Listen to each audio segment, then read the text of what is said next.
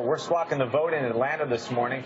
We have a guest now who's a huge supporter of Donald Trump and his run for the White House. Joining us right now, Senator David Perdue is also a member of the Senate Antitrust Subcommittee that's going to be holding a hearing in November on the proposed mega deal between AT&T and Time Warner, and I want to get to that in just a moment, but I want to start here. We've talked about this being a battleground state, given that there's only a 3-point spread. When you sat down before we got going, you said this is not a battleground state at all at this point. Well, there really is no evidence of that. You've got a couple of polls that say it's close, but I don't believe that. We've had 4 terms of Republican governors here. There are 10 of 14 congressional districts here that are Republican.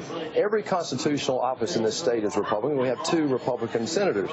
In my race, for example, they had me down 7 points 3 weeks out from the race. We won by more than 8 points. There's no evidence that this state is a battleground state. And when you think, though, of the things that have taken place over the past couple of weeks that have really shifted the polls nationally, you don't think that's had any impact here? Well, I wouldn't say it has no impact, but I just think that people of Georgia are focused on the debt, the economy, and jobs, which is pretty much what Trump is trying to talk about. Right.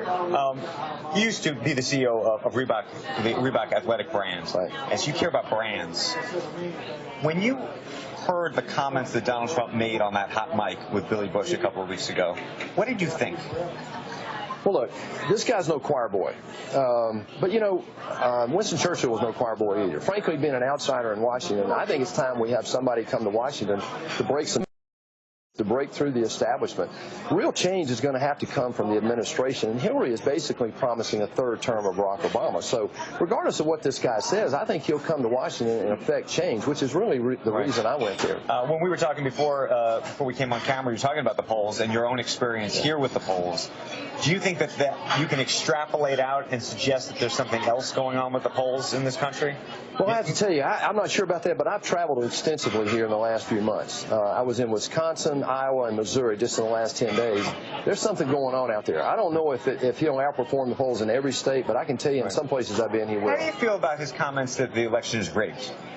Well, look, what is rigged? I mean, we know we have a liberal media in many respects, and we're not talking about the primary focus that most people back home want, the priorities they're really concerned about. The media is really focused on the topic of the day, and that's really, I think, what he's talking about. Right. I've mentioned it a couple times in the past 2 hours. Front page of USA Today this morning talks about how 51% of voters in America think there might be violence on Election Day, and that 4 out of 10 Trump supporters say that they won't recognize the vote if, in fact, Hillary Clinton were to win. What do you think of that? Well, I'm disturbed by both of those. You know, this is our democracy. You know, we've only had 1 republic in our history. France has had 6. The peaceful transfer of power is what this is all about. I'm going to work to make sure we do that. I'm not sure that I agree with those polls. I also am concerned that we've got a lot of talk about this right now, but I really believe at the end of the day, Republicans are going to support the outcome of this race. Quite frankly, I don't think this race is done yet. If, in fact, Hillary Clinton were to win and we have a divided government, do you think there's any chance that things can actually get done? Well, in the United States Senate, the Democrats have a new leader starting in January. You know, Chuck Schumer is known to be able to make a deal. And quite frankly, we've got to find a way to break through the gridlock there. So I'm hopeful that whoever's in the White House, that we'll find a way attacking some of these major crises problems that we've got. Right. Talking about deals, we mentioned you're on this antitrust committee. Donald Trump did come out against the AT&T Time Warner deal before, frankly, it was actually even officially announced. Yeah. Before we even get into the details of the transaction itself, what do you think of his position in the midst of this election coming out so directly? Hillary Clinton said she's concerned, she's going to watch it, but didn't take a position. Well, I think, you know, first of all, she's running for president. I expect her to take a position. You expect her to take a position? Well, I hope she will. I mean, at this point, I mean, she needs to have people looking at it and give her an opinion. You're asking me my opinion this morning. Yeah. When you look at it at this level, we're going to look at it in detail in the subcommittee. You know, Mike Lee and Amy Klobuchar are going to look at this thing. What I'm concerned about is make sure that consumers are protected and we have a level playing field and we have competitive marketplaces. That's what this is all about. Mergers don't scare me. I've been involved in those before, but at the same time, I think there's a role for the Antitrust Committee, subcommittee, to make sure that we maintain a level playing field. But your gut reaction, you see the headline, you say to yourself, this is good for competition, this is bad for competition?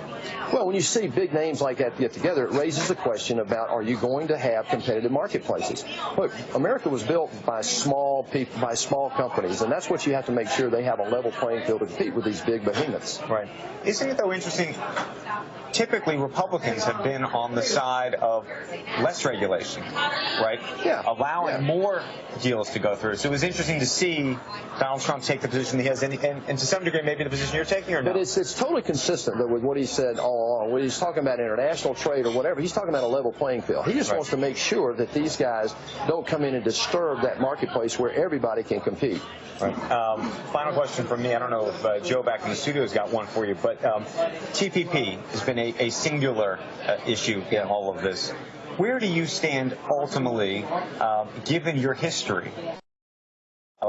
Working for companies that succeeded in part because we had open trade. Right. Well, you have to have open trade. America's always had open trade. What we haven't had is fair trade. And what Donald Trump is talking about is creating a level playing field. Look, we've taken poverty around the world down dramatically, but our poverty rate here at home has not changed one iota since the Great Society was signed into law. What I hear Donald Trump talking about is we can compete internationally, but we need access, and that's what this is all about. Senator, we want to thank you. We want to thank you for hosting us. Welcome to Atlanta. State, and we appreciate it very, very much.